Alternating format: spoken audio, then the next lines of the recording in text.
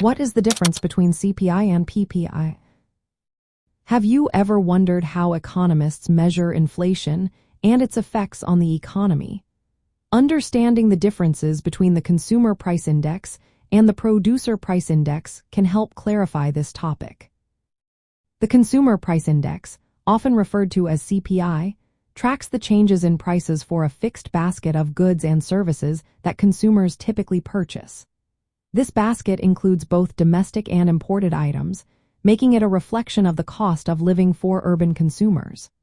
Policymakers often use CPI to adjust income and expenditure streams, such as Social Security benefits, to keep pace with inflation.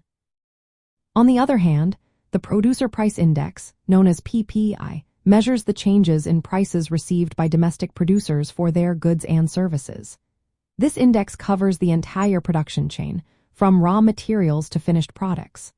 Unlike CPI, PPI does not include imported goods, focusing solely on domestic production. It serves as a tool to measure real growth in output by deflating revenue streams. Now let's look at some key differences between these two indices. First, the scope and coverage vary significantly. CPI includes consumer goods and services, while PPI focuses on domestic production, leaving out imports. Next, consider how prices are collected. CPI includes sales and excise taxes, which directly impact consumer costs. In contrast, PPI excludes these taxes since they do not benefit producers directly.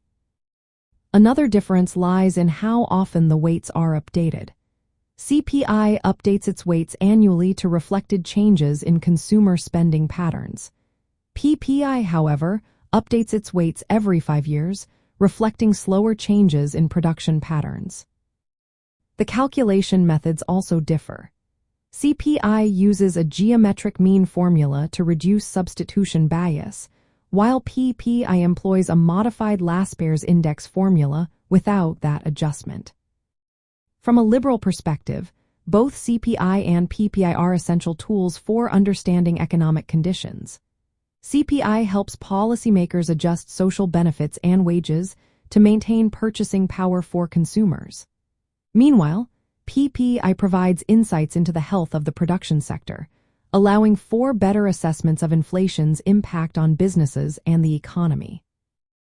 In the context of liberal ideology, accurate measures of inflation are vital for ensuring that economic policies benefit all segments of society.